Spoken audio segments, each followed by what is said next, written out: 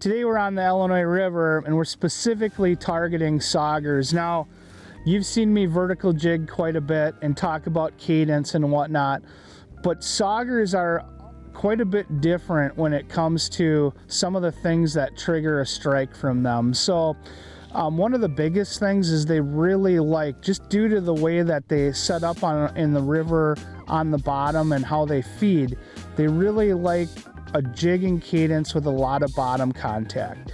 In this situation, we're dealing with water temperatures that are about 45 or so, is that the fish were reacting a lot better to real slow movements, almost hanging it so that it was just barely above bottom.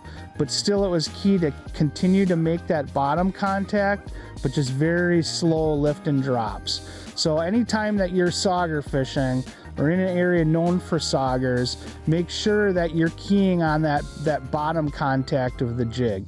You're gonna get a lot more bites.